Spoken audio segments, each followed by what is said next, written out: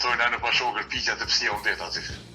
A ka raste kur edhe ndrohen deklaratat e viktimave në rrugë sa ju jeni tu I hetu? Ka pas raste tilla ku viktima paraprakisht ka ardhur, ka deklaruar që është ngacmuar seksualisht nga një zyrtar policor, ka dhënë pretendimet e veta, kanë filluar hetimet, veprimet e hetuesve të Inspektoratit Policor të Kosovës, ndërkohë ka pas raste ku viktima e pretenduar ka ardhur dhe ka bërë kërkesë për tërheqjen e denoncimit, ku ka dhënë arsyet e veta që ngarkesa apo ku e diun raste të ngjashme. Çka ndodh në këto raste? A vazhdoni ju me hetimin? Na vazhdojmë me hetimin nëse mundëm të argumentojmë një gjë të tillë edhe përkundër faktit që viktima bën tërheqje të denoncimit, po janë raste të rralla ku ke mujt me argumentu edhe pas tërheqjes denoncimit nga ana e viktimës. Inspektorati Policor të Kosovës ka pranuar një denoncim për ngacmim seksual, është hetu ky rast, ka përfunduar me raport informues në Prokurorinë Themelore të Pejës. Kem pranuar shënim zyrtar nga ana e Prokurorisë Themelore të Pejës, në këtë rast nuk kemi elemente të veprës penale. Është mbyll ndjekja penale për anës prokurorisë dhe rasti ka përfunduar me në inicim të procedurës disiplinore pranë drejtorisë për hetimet brendshme të Policisë të Kosovës ndaj personit të dyshuar. Por ngjarjet fillojnë të zhvillohen hapshëm. Ankusja shkon edhe një herë në stacionin e policisë dhe e tërheq deklaratën, edhe ndaj kapitenit të policisë. Edhe pse ajo e tërheq deklaratën, hetuesit e IPK-s vazhdojnë të trajtojnë rastin dhe intervistojnë kapitenin e policisë, I cili para hetuesve kishte deklaruar. Kapiteni ka deklaruar se nuk I kam premtuar ankusës se do të ndikonte që burri I saj do të lirohej më herët. Sa I përket thirrjeve të bëra dhe se e kishte përmendur kushtin, kapiteni deklaron se kur e kishte përmendur kushtin, ai e ka përmendur fjalën kusht se I njëjti ka pasur informata se ankusja njeh disa vajza të cilat kryen marrëdhënie seksuale në këmbim të parave dhe se ankusja I kishte thënë se do jepte informata rreth disa personave që janë në kërkim nga policia. Hetuesit e IPK-s I rekomandojnë Policisë së Kosovës suspendimin e kapitenit policor dhe I njëjti me vendim të drejtorit suspendohet fillimisht për 48 orë. A nuk kanë mjaftu këto për me faktu që ka ndodhur një qasi vepre që është pretendu? Nuk mund të flas për vendimin e prokurorisë. Inspektorati Policor të Kosovës, Departamenti I hetimeve ka kryer hetime, të gjeturat I ka bashkangjit raportet dhe ka dërguar në Prokurori Themelore dhe atëherë është kompetencë e prokurorisë apo prokurorit të çështjes që të vlerësoj se a ka elemente të veprës penale, a ka të gjeturat mbi pretendimet e palëve apo pretendimet e hetuesve që një zyrtar policor I caktuar ka kryer veprën penale dhe vendimi final është I prokurorisë ku ne nuk e diskutojmë vendimin e prokurorisë, vetëm zbatojmë rekomandimet apo shënimet zyrtarit. Mund të them që kohën e fundit Inspektorati Policor I Kosovës ka një fokus të veçantë mbi llojin e veprave të tilla, ku përmes hetimit edhe përmes inspektimeve të cilët I ka ndërmarr, po edhe pritet të ndërmirën për me pa se a janë konform procedurave ligjore të ligjit të aplikueshme, sa janë duke aplikuar nga zyrtarët policor kur janë duke trajtuar raste të tilla. Është fokus I veçantë Inspektoratit Policor të Kosovës kur bëjmë me natyrën e krimeve të tilla. Situata kishte përfunduar me suspendim, por të dhënat tregojnë se Prokuroria e Pejës e kishte mbyllur lëndën me konstatimin se nuk ka prova. Prokurori Agron Galani, I cili tash ka dalë në penzion, ka thënë se I kujtohet rasti, por nuk I kujtohen detajet. Madje ai ka thënë një fjali popullore, se nëse është hëngër pitja, tepsia ka mbet. Përshëndetje ndëru. Jam Behar Mustafa, për të rast prej Kallxo.com. Thirra në lidhje me një shënim zyrtar, në lidhje me një zyrtar policor pretendimet për ngacmim seksual. E veç do është ta me të pyet ju e pas kit mbyll këtë raport, a të kujtohet cilat kanë qenë rrethonat se pak kuptim? Jo, për mirë, se prej çka ka aty është shkresë aty. shkres atje tash, dhe më kujtu së kujtuat të shkallës të drejta. Më kujtuat e qka që ka pas, po qka ka qyrë ka qenë, jo.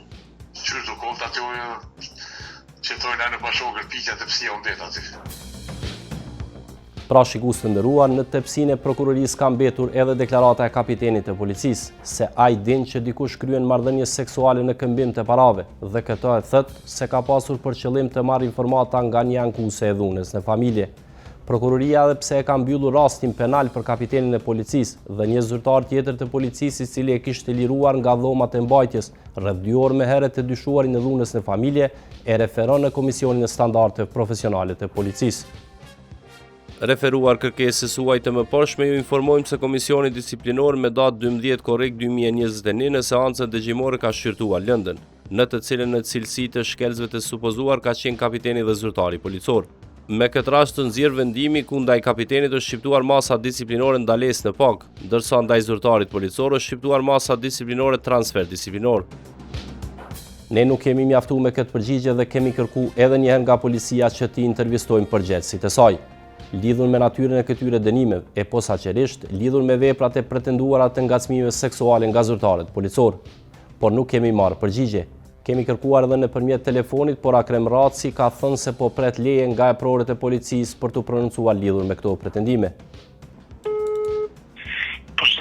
Përshëndetje nderuam. Jam Behar Mustafa, po tras pe kallzo.com. Ta jena aty e trajtuani temën e ngacmimeve seksuale dhe mënyrës së dënimeve që këta ose shqiptimit masave që këta marrin prej komisionit.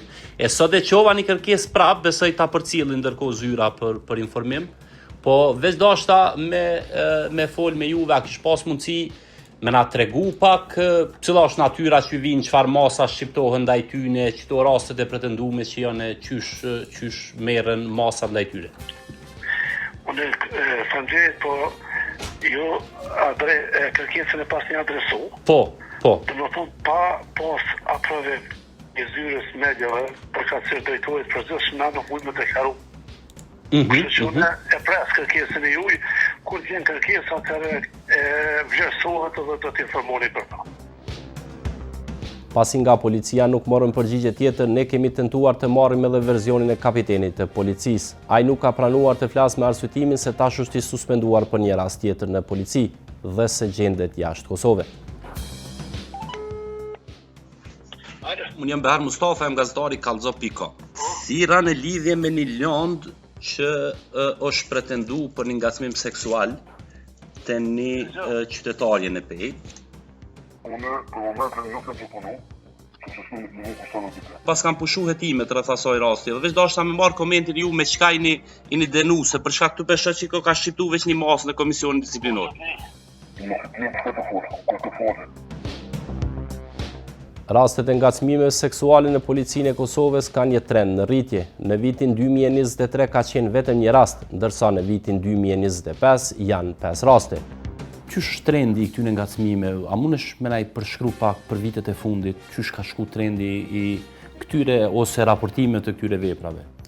Po, do në thonë nëse e morim parasysh 3 vitet e fundit, kem një trend në rritje të veprës penale ngacmimeve seksuale, ku në vitin 2023 kem pas një rast të ngacmimit seksual, në vitin 2024 kem pas 5 raste të ngacmimit seksual të raportuar, po ashtu edhe në vitin 2025 kem pas 5 raste të raportimit të veprës penale ngacmime seksuale që janë pretenduar se janë kryer pe zyrtarët policor.